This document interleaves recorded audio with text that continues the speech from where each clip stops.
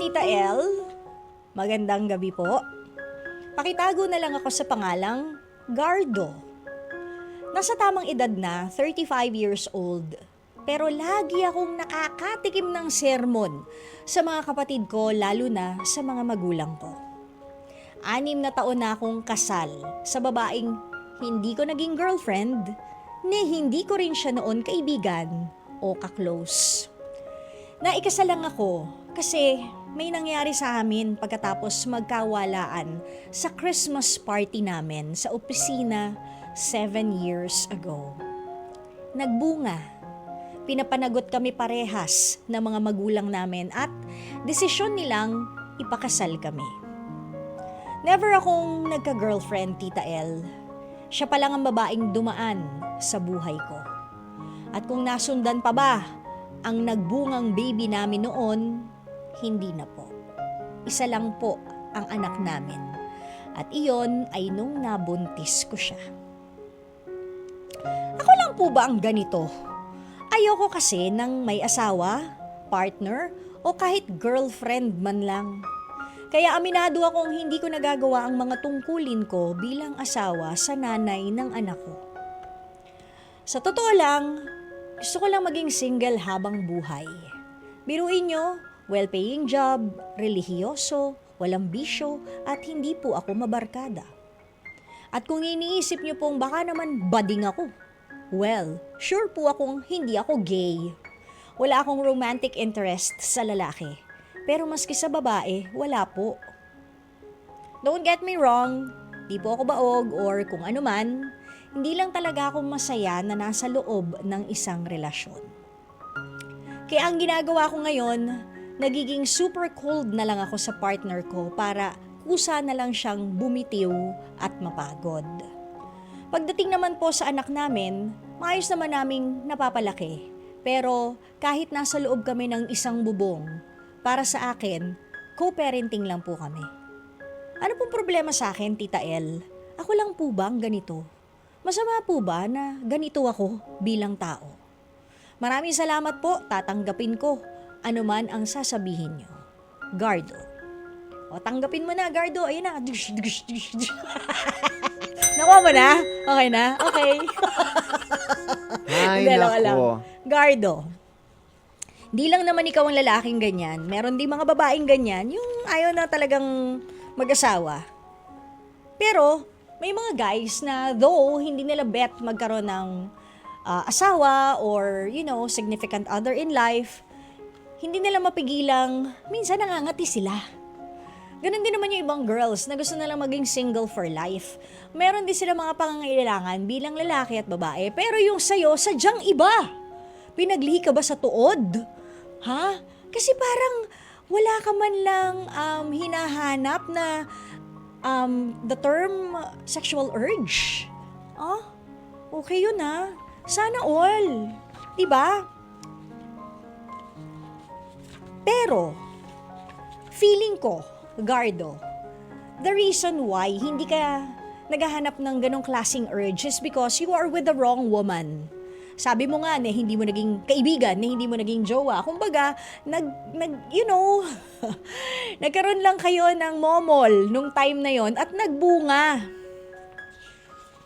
So I guess, yun yung dahilan kung bakit hindi mo magampanan ang pagkaasawa mo sa kanya because wala kayong anchor, wala kayong angkla ng pagiging romantic sa isa't isa on the first place. But, since 6 years na kayong magkasama at kasal, hindi man lang umusbong yung pagmamahal mo sa kanya.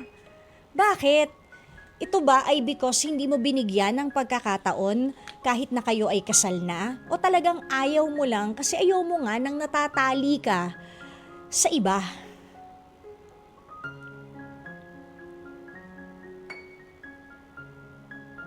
Seven years, no nothing, no feelings. I don't even know if you tried to get to know her better dahil magkasama kayo sa loob ng isang bubong. Pero, kung talagang ayaw mo, at sabi mo nga sa pagpapalaki naman ng anak nyo na anak nyo dalawa, co-parenting kayo, bakit hindi na lang kayo maghiwalay? Kasi mali yung basihan ng pagiging kasal ninyo. Dahil lang yon sa kagustuhan ng mga magulang ninyo. O siguro sabihin na natin old-fashioned. Baka old-fashioned ang paniniwala ng mga magulang nyo. Ay, nagalaw, ay, nabuntis, ay, kailangan magpakasal kayo. Naku, nakakahiya! Nakakahiya! Ganito pa naman tayong klase ng pamilya. O lirang pamilya, awardee tayo, magpakasal kayo! O ganon, hindi ba? Na ang na-compromise kayong dalawa to save the kahihiyan of both of your families. But then again, kayo tuloy yung magkasama sa bahay and you ended up having no feelings at all for each other. Hindi ko alam si girl kasi wala ka namang nasabi kung sa tingin mo mahal ka na ba niya. Pero kung talagang kung talagang wala kang nararamdaman na kahit man ng kilig at spark sa kanya, baka kasi nga mali yung dahilan kung bakit kayo ikinasal.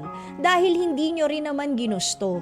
E di maghiwalay ka, mag-usap kayo ng asawa mo. Alam mo, sa tingin ko, hindi talaga ito mag-work kasi hindi naman tayo romantically involved to begin with. Pwede naman tayo mag-co-parenting kahit na hindi na tayo magkasama sa isang bubong. Ipangako mo sa asawa mo na aalagaan mo pa rin at magiging ama ka pa rin sa anak mo kahit na hiwalay na kayo. Ang tanong ngayon is, Gardo, maghihiwalay ba kayo ng hiwalay lang sa bahay o will you pursue legal separation? Kasi medyo matagal din na proseso yan. And magastos ang annulment. Wala pa kasi tayong divorce dito sa Philippines. Pero alam nyo, pasok na agad yan sa annulment ha? Kasi wala nga you have no feelings. Kung sa psychological test pa lang, bagsak na kayo parehas Pak na agad, pasado na kayo agad sa annulment. Yun lang magastos. Pero sabi mo nga, you have a high-paying job. O di mag-annulment kayo, pero yung anak nyo, wag mo sanang kakalimutan at sana maging buo pa rin siya kahit na hiwalay na kayo. Kung gusto mo talaga makipaghiwalay, di gawin mo. Kung hindi ka masaya, kung hindi rin naman siya masaya, bakit kayo nagtitiis sa ganyang klaseng setup? Diba? Kausapin nyo rin yung mga parents nyo. Sorry we tried for 7 years to like each other, pero talaga pong wala. Wala Wala kaming spark. Alam nga namang maglasing kami gabi-gabi for the next 7 years again para magkainlaban kami ulit or magkagustuhan kami at magkaroon kami ng sexual urge. Hindi nga kasi ganun hindi ba? So sana, Gardo, kung ano man ang piliin mo na, na path, kung makikipaghiwalay ka, or maybe you will try again, kasi sayang din naman ang 7 years. Diba? At least yan, kahit pa paano, alam mo hindi klepto. Because kumbaga may common sharing na kayo ng bahay, hindi makati ang kamay.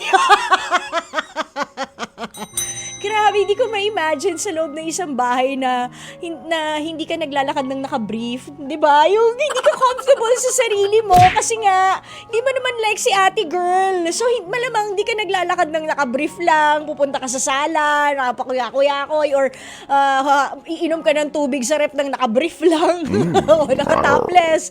Kasi nga may kasama kang babae na parang naging housemate, roommate mo with no intimacy. Diba? Ang hirap din For sure si ate, ganun din, diba? Parang, I'm sorry pero alam nyo yun, pagka nasa sarili kang pamamahay, minsan, wala ka naman talagang bra. Diba? Naka-t-shirt ka lang, minsan butas-butas pa nga. Pag wala naman kayo kasambahay, Kebs, bahay ko to. Hindi ba? So malamang si ate girl, ganun din. Ang hirap nun Grabe, hindi na makahinga mga girls. Ano yun? I'm sure magkahiwalay rin kami ng bedroom. Hindi ba? Ay, naku, ang hirap nun. So, kung ano man ang tahakin mo, whether you try to have feelings for her na isang araw baka sakaling magkaroon ako ng feelings para sa kanya or maghiwalay kayo, it's up to you. Binigyan naman kita ng options. Kung dun ka sa letter A na try na na hiwalayan siya, malay mo. 'Di ba sabi nga nila, absence makes the heart grow fonder. Kapag na-miss mo si ate girl, ibig sabihin yan kahit papano, meron kang nararamdaman sa kanya. 'Di ba? Pag-usapan nyo. ni ate girl. At the end of the day, dapat yung anak nyo pa rin ang nasa top of mind ninyong dalawa. Okay, Gardo? Next time, guardo your heart. Guardo your urges so that it wouldn't happen next times. Okay? Or better yet, huwag ka nang umattend ng Christmas party para hindi na nangyayari. Or better yet, huwag ka nang uminom sa Christmas party para hindi na yan mangyari ulit. Or, mas maganda, uminom ka sa Christmas party, umuwi ka sa bahay, at may asawa ka naman, so pwede yan! Rawr!